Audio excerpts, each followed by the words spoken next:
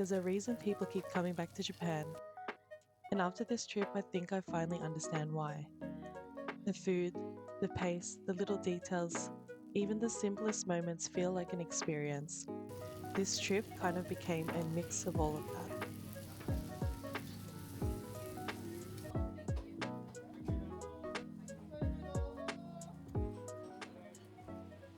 To Disneyland, we were so tired, but at the same time, we were dying to go to Motomura Gyukatsu. This place has literally been on my mind since my last trip, and somehow it's exactly how I remembered it. The katsu is so tender, it almost doesn't make sense. I didn't even know beef could be like this, and the whole experience of cooking it yourself just makes it even better. It's simple, but it never gets old. We actually got really lucky too. No line, no waiting. We just walked straight in, which, if you know this place, that never happens.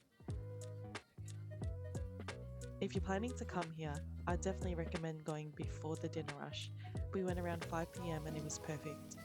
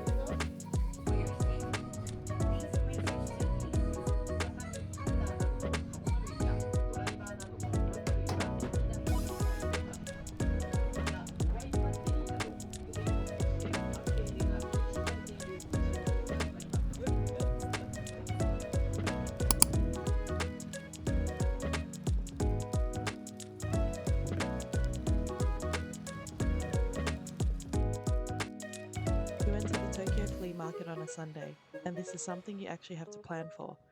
It's only open on weekends. So if you're in Tokyo during the week, you'll miss it. We got there pretty early in the morning, and I was honestly surprised at how many good finds there were. There's just so much variety: clothes, vintage pieces, random gems you wouldn't expect. We didn't even have that much time. We had about an hour before heading to church, so it was kind of intense. I had to decide really quickly what I wanted, but I ended up picking up a coach bag and some outerwear. Honestly, I'm really happy with what I found, and I think it was definitely worth going.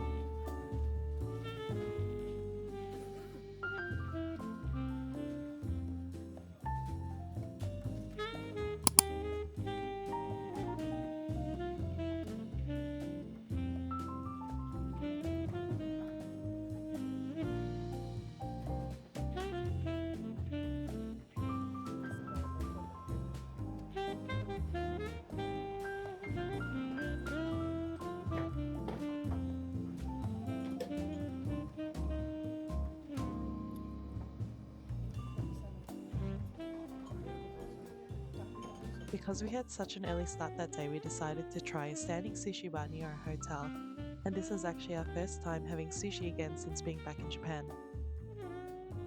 There's no sitting down here, you just stand, eat, and go. It's quick, simple, but the quality is unreal. Everything is made fresh right in front of you by the chefs.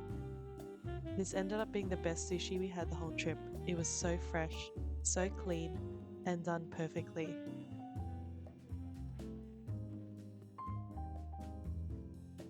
We left completely full and only spent around $55, which is kind of crazy. Back home in Australia, something like this, especially omakase, would easily be over $100 per person.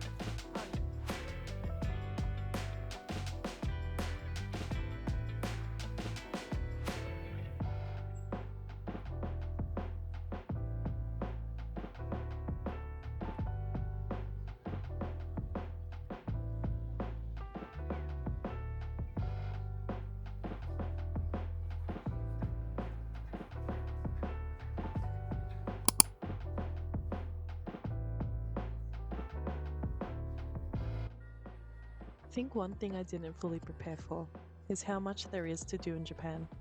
There's so much you want to see, so much you want to eat, and somehow even more you want to take home. And at some point you realize none of this is going to fit in my luggage. So you're kind of just constantly choosing between what to do, what to eat, and what's actually worth bringing back. And with so many food options, it's hard to decide what's actually worth it. But one place I knew I didn't want to miss was Ichiran. I know it's considered pretty basic there, but there's something about it that just feels familiar, comforting, and at the same time, still so different to what ramen is like back home in Australia. If this is equivalent of fast food in Japan, I would take this over Macca's any day.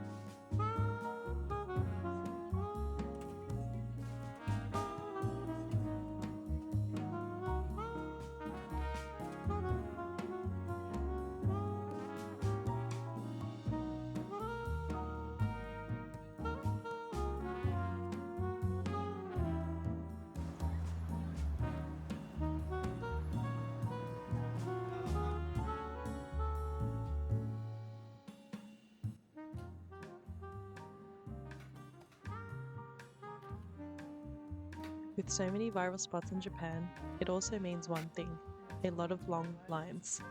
And don't get me wrong, some of them were definitely worth it, but sometimes we just didn't want to wait. We wanted to find places for ourselves, something a bit more low key that we could share with people we know, and of course with you guys. And that's how we ended up at this small tempura spot, run by an older couple. They served us a tempura set, but what made it special was how everything came out one piece at a time, freshly cooked right in front of us. Prawns, vegetables, fish, each one perfectly light and crispy, and you could really taste how fresh everything was.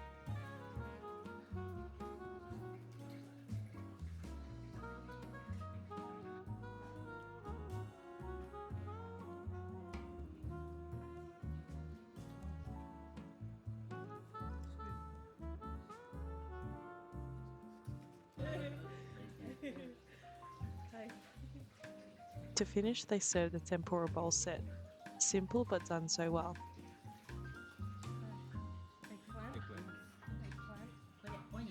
Even though it wasn't the best meal that we had in Japan, it was such a great experience.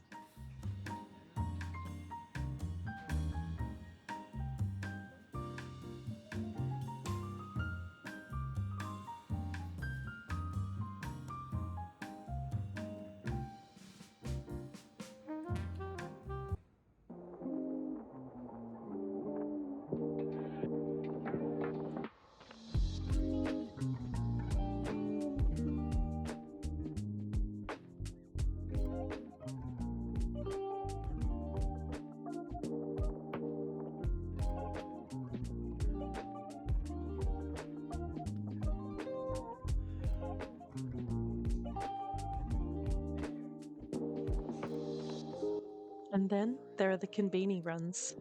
I don't think you can come to Japan without becoming a little obsessed with convenience stores. At some point, it just becomes part of your routine. Breakfast, lunch, go to konbini. Dinner, Go to konbini. Dessert? Go to a konbini. Late at night, early mornings. Just in between plans, we're always stopping by. I kept telling myself, I just get one thing, and somehow always walking out with a full bag. It's not even just about the food, it's about how easy it is, how consistent everything is. And honestly, this is probably one of the things I'll miss most about Japan. It sounds small and a bit ridiculous, but it's those little things every day that ends up sticking with you.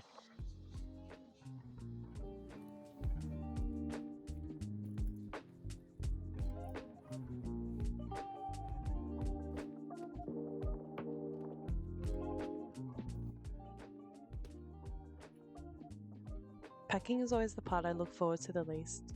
Not because it's hard, but because it means the trip's coming to an end. Somehow, every time you end up with more than you came with. Not just things, experience, places, little moments you didn't expect. There's still so much we didn't get to do, so many places we didn't get to try, things we didn't have time for. But I think that's what makes Japan so special. No matter how many times you come back, it never really feels finished. And maybe that's why it's so easy to keep coming back. It's the food, it's the people, even the small things. Those are the things you end up missing the most. Until next time, Japan.